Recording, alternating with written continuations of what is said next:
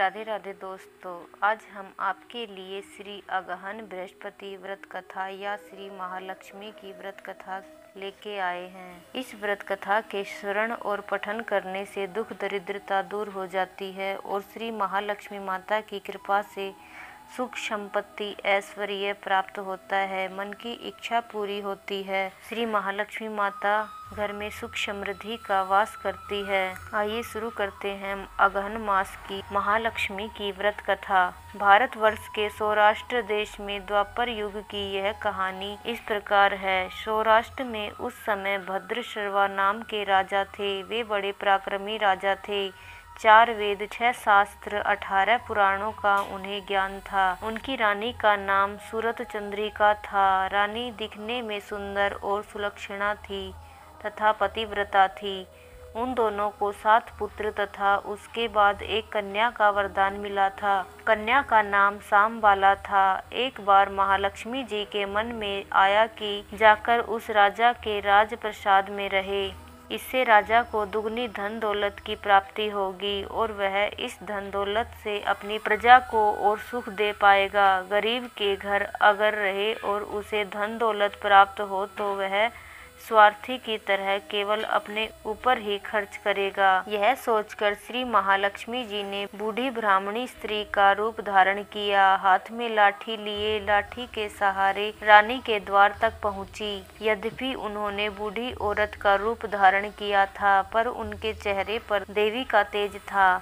उन्हें देखते ही एक दासी सामने आई। उसने इनका नाम, धाम, काम, धर्म पूछ डाला। वृद्ध ब्राह्मणी का रूप धारित माता लक्ष्मी ने कहा, बालिके, मेरा नाम कमला है। मेरे पति का नाम भुवनेश है। हम द्वारिका में रहते हैं। तुम्हारी रानी पिछले जन्म में एक वैश्य की पत्नी थी। वह वैश्य गरीब था। दरिद्रता के कारण हर रोज घर के झगड़े होते थे तथा उसका पति रोज उसे मारता था। इन बातों से तंग आकर वह घर छोड़कर चली गई तथा जंगल में खाली पेट भटकने लगी। उसकी इस दुर्दशा पर मुझे दया आई। तब मैंने उसे सुख संपत्ति देने वाली श्री महालक्ष्मी की कथा सुनाई। मेरे कहने पर उसने श्री महालक्ष्मी का व्रत किया। श्री महालक्ष्मी प्रसन्न हुई। उसकी गरीबी दूर हुई। उसका घर संसार दौलत संपत्ति से भर गया। बाद में पति पत्नी दोनों परलोक सिधारे।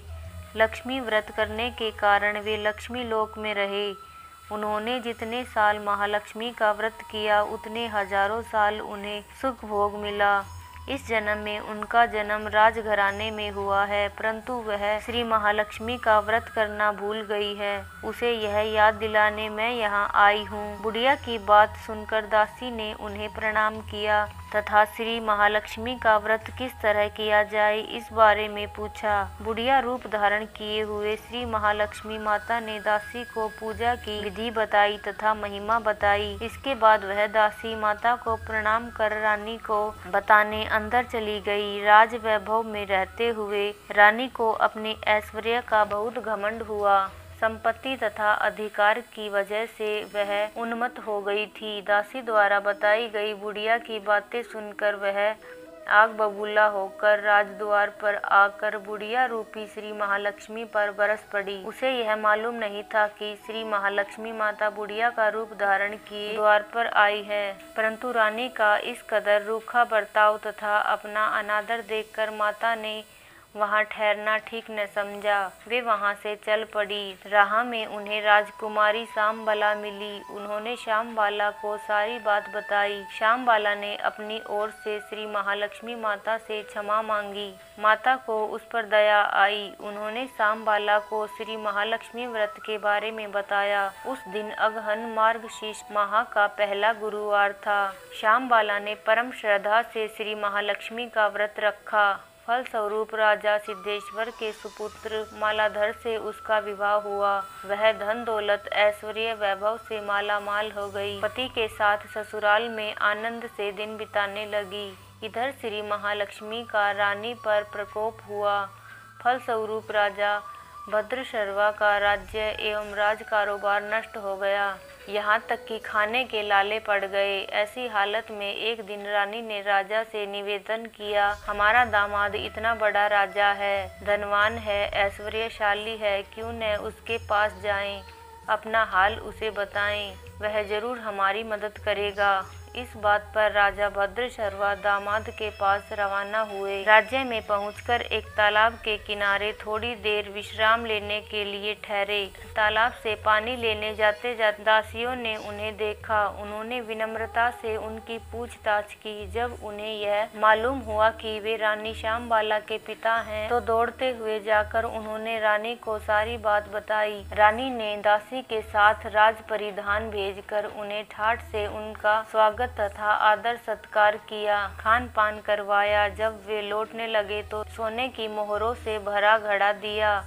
राजा भद्रशर्वा जब वापस लौटे तो उन्हें देखकर रानी सूरत चंद्रिका खुश हुई। उन्होंने सोने की मोहरों से भरे घड़े का मुंह खोल दिया, पर हाय भगवान, घड़े में धन के बदले कोयले मिले। यह सब श्री महालक्ष्मी के प्रकोप से हुआ। इस प्रकार दुर्दशा में और कई दिन बीत गए। इस बार रानी स्वयं अपनी कन्या के पास गई। वह दिन अगहन माह का अंतिम गुरुवार था। श्यामबाला ने श्री महालक्ष्मी का व्रत किया, पूजा की, अपनी माता से भी व्रत करवाया। इसके बाद रानी अपने घर आई। श्री महालक्ष्मी का व्रत रखने पर उसे फिर से अपना राजपाट, धन दौलत, ऐश्वर्य प्राप्त हुआ।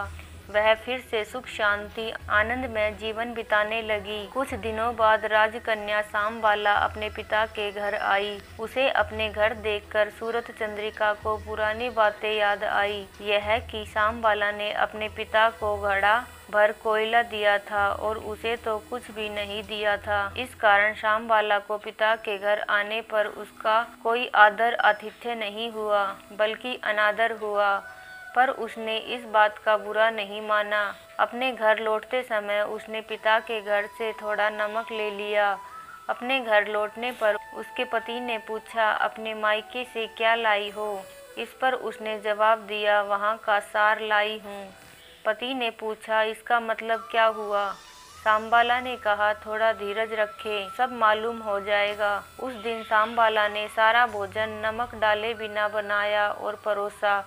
पति ने खाना चखा। सारा खाना नमक बिना था, इसलिए स्वाद न आया। फिर श्यामबाला ने थाली में नमक डाला, इससे सारा भोजन स्वादिष्ट लगने लगा। तब श्यामबाला ने पति से कहा, यही है वह मायके से लाया हुआ सार। पति को उसकी बात सही लगी। फिर वह दोनों हंसी मजाक करते हुए भोजन करने लगे। कहा गया है कि इस तरह कोई श्रद्धा भाव से श्री महालक्ष्मी की पूजा करके माता लक्ष्मी की कृपा प्राप्त कर सकता है। सुख संपत्ति शांति प्राप्त होती है, सभी मनोकामनाएं पूरी होती है। परंतु यह सब प्राप्त होने पर माता की पूजा को भूलना नहीं चाहिए। हर गुरुवार को व्रत पाठ अवश्य करना चाहिए। इस तरह श्री महालक्ष्मी की महिमा भक्तों की मनोकामना पूरी करती है। इस प्रकार श्री अगहन बृहस्पति व्रत कथा या श्री महालक्ष्मी की गुरुवार की कथा संपूर्ण होती है। बोलो महालक्ष्मी जी की जय। अगर आपको हमारी यह कहानी अच्छी लगी हो तो हमारे चैनल को सब्सक्राइब कर ले, ताकि आपको आने वाली हर कहानी की नोटिफिकेशन मिल जाए। धन्यवाद दोस्तों।